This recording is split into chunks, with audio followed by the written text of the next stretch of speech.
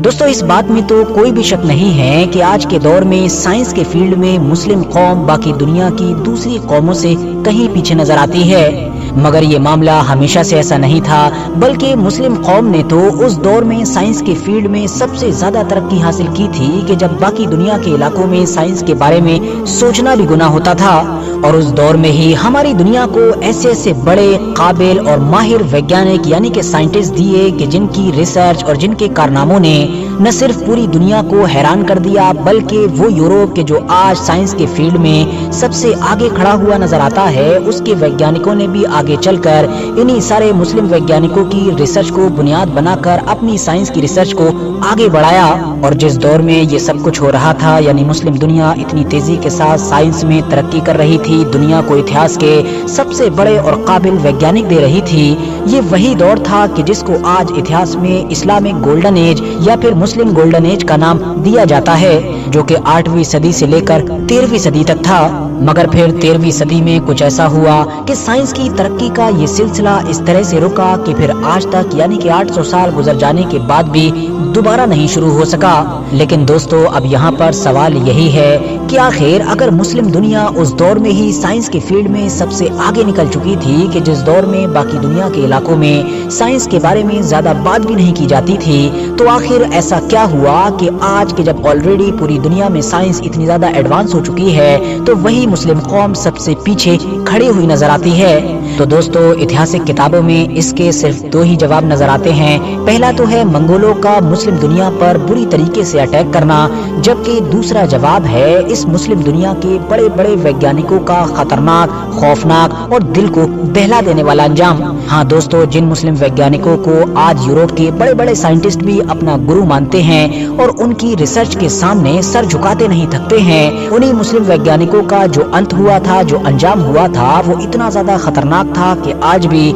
अगर कोई साइंस का स्टूडेंट उनके बारे में पढ़ता है तो उसके होश उड़ जाते हैं। और हैरानी की बात यह है कि ये खौफनाक और खतरनाक अंजाम किसी दूसरे बाहर के आदमी ने या दुश्मन ने नहीं किया था, बल्कि खुद मुसलमानों ने ही किया था। तो अब आप लोग सोच रहे होंगे कि आखिर इतिहास के सबसे मशहूर मुस्लिम वैज्ञानिकों के साथ ऐसा भी क्या हुआ था। तो चलिए आसान भाषा में ये भी जान लेते हैं। हमारी इस लिस्ट में पहला नाम है इब्ने रुश्द का, कि जिनको यूरोप में ज्यादातर लोग आज एवेरियूज के नाम से याद करते हैं और जो यूरोप के ही स्पेन के इलाके में पैदा हुए थे। ये इतिहास के एक ऐसे बड़े और माहिर मुस्लिम वैज्ञानिक थे कि जिनकी महारत बहुत सारे सब्जेक्ट पर थी, जैसा कि philosophy, theology, medicine, astronomy, physics, psychology, mathematics और इसके अलावा लॉ और न जाने कौन कौन से सब्जेक्ट। इन्होंने 100 से भी ज्यादा किताबें लिखी हैं। इसके अलावा आज भी इनको वेस्टर्न वर्ल्ड में commentator and father of nationalism भी कहा जाता है। आज के दौर में यूरोप में जो फलसफा मौजूद है, उसकी बुनियाद भी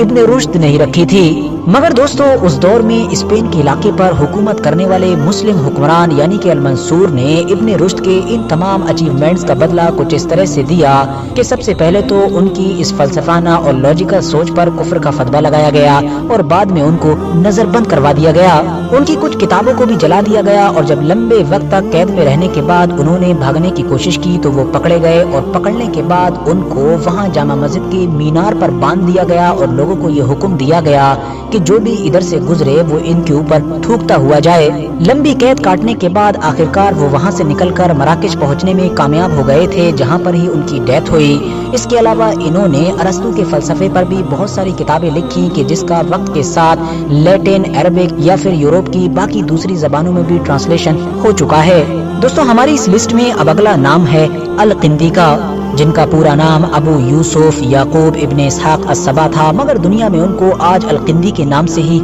याद किया जाता है। इनको अरब दुनिया का या फिर ये भी कह सकते हैं कि मुस्लिम दुनिया का पहला फिलोसफर माना जाता है, इसीलिए इनको फादर ऑफ अरब फिलोसफी भी कहा जाता है। फिलोसफी के अलावा इन्होंने एस्ट्रोनॉमी, मैथमेटिक्स, मेडिसिन और म्यूजिक वगैरह पर भी काफी महारत हासिल कर रखी थी। इनका जन्म सन 801 ईस्वी में कूफा में हुआ था, कि जो उस दौर में सल्तनते बनु अब्बास के द्वारा कंट्रोल किया जाता था, मतलब आज के दौर के इराक देश के अंदर। القندی کا ایک بڑا کارنامہ یہ بھی مانا جاتا ہے کہ انہوں نے ہی مسلم دنیا کو حکیم ارسطو کے خیالات سے انٹروڈیوس کروایا تھا۔ باقی جن بہت سارے فیلڈز اور سبجیکٹس کا نام میں نے آپ کے سامنے پہلے ہی لیا، ان پر بھی انہوں نے بہت ساری کتابیں لکھی تھی۔ دنیا کی بہت ساری زبانوں پر مہارت رکھنے والے القندی نے 260 سے بھی زیادہ کتابیں لکھی تھیں، جن میں سے سب سے زیادہ میتھمیٹکس پر تھیں، جو کہ لگ بھگ 32 کے قریب بتائی جاتی ہیں۔ مگر پھر ہوا یہ کہ خلیفہ المتوکل کی کرسی پر بیٹھتے ہی اس کے آس پاس کے جتنے بھی توہم پرست سوچ کے لوگ تھے، انہوں نے اس انسان کا جینا دشوار کر دیا۔ یہاں تک کہ پھر وہ دن بھی آ گیا کہ جب خلیفہ نے حکم جاری کیا کہ اس انسان کی سب سے پہلے تو لائبریری کو ضبط کر لیا جائے، اور اس کے بعد یہ بھی حکم دیا گیا کہ 60 سال کی عمر کے اس انسان کو بغداد کے بازار میں سرے عام 50 کوڑے مارے جائیں۔ خلیفہ کے آرڈر پر اتہاس کے اس بڑے عظیم اور ماہر انسان کے 60 سال کی عمر میں بغداد جیسے بڑے شہر کے مارکیٹ میں 50 کوڑے مارے جا رہے تھے، وہ بھی اس حالت میں کہ ہر کوڑے پر وہاں موجود جو ہجوم تھا، جو بھیڑ تھی، وہ تالیاں بجاتی اور شور مچاتی۔ اتہاس کے اس بڑے ویگیانک کے لیے یہ ذلت، یہ رسوائی اتنی زیادہ بڑی تھی کہ وہ دوبارہ کبھی بھی اس سے ابھر نہ سکا اور لوگوں کی نظروں سے اوجھل ہو گیا، یعنی کہیں گمنامی کی زندگی میں چلا گیا۔ ہمارے اس لسٹ میں اب اگلا نام ہے ابن سینا کا، کہ جن کو ویسٹرن ورلڈ میں آج ابی سینا کے نام سے بھی یاد کیا جاتا ہے۔ ان کی گنتی مسلم دنیا کے اتہاس کے سب سے مشہور فلسفر میں ہوتی ہے، اور اس کے علاوہ جو مسلم گولڈن ایج رہا تھا، یہ اس کے سب سے مشہور چہرہ بھی مانے جاتے ہیں۔ ان کا جنم 980 عیسوی کے قریب میں آج کے دور کے ایران میں ہوا تھا۔ ابن سینا کے نام پر ہی ادویات کو آج میڈیسن کہا جاتا ہے، اور دنیا آج کے دور میں ان کو اکثر father of early modern medicine بھی کہتی ہے۔ ویسٹرن ورلڈ میں آج ایوی سینا کے نام سے جانے جانے والے ابن سینا نے 400 سے بھی زیادہ کتابیں لکھی تھیں، جس میں سے آج کے دور میں صرف 240 کے قریب ہی بچی ہوئی ہیں۔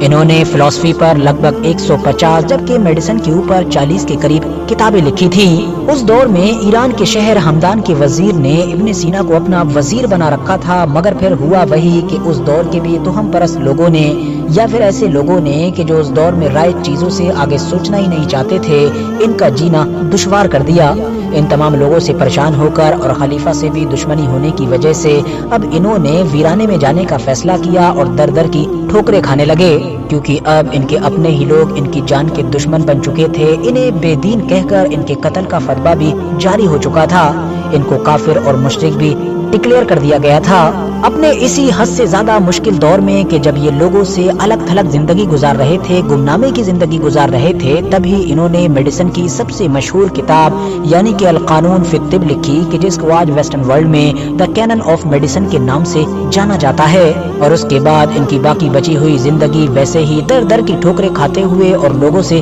بچتے ہوئے ہی گزری، اور آخر میں 1037 عیسوی میں یعنی 56 سے 57 سال کی عمر میں ہی ان کی ایران کے ہمدان کے علاقے میں ڈیتھ ہو گئی تھی۔ ہماری اس لسٹ میں اب اگلا نام ہے ابو بکر الرازی کا، کہ جن کو دنیا میں آج کل عام طور پر الرازی کے ہی نام سے جانا جاتا ہے۔ یہ بھی ابو علی سینا کی طرح ایک بہت ہی ماہر ڈاکٹر اور فلسفر تھے، اور یہی وہ انسان تھے کہ جنہوں نے دنیا کے سامنے سب سے پہلے خسرہ اور چیچک کا فرق واضح کیا تھا۔ انہوں نے اس دور میں نہ صرف چیزوں سے لکوڈ نکالنے کا طریقہ انٹروڈیوس کرایا، بلکہ ساتھ ہی میڈیکل فیلڈ میں ایتھکس کو بھی انٹروڈیوس کرایا۔ مگر ان کے یہ نئے نئے خیالات اس دور میں پرانے خیالات کے لوگوں کو، یا یہ کہہ سکتے ہیں کہ جو کچھ بھی آگے سوچنے سمجھنے کے لیے تیار ہی نہیں تھے، ان لوگوں کو بالکل بھی راس نہیں آ رہے تھے، اسی لیے اب ان کا جینا بھی دشوار ہوتا چلا گیا۔ اتہاسکار لکھتے ہیں کہ ایک بار تو بخارا کے وزیر کو ان کی کتاب میں لکھی گئی کسی چیز سے اتنا زیادہ غصہ آیا کہ اس نے حکم جاری کیا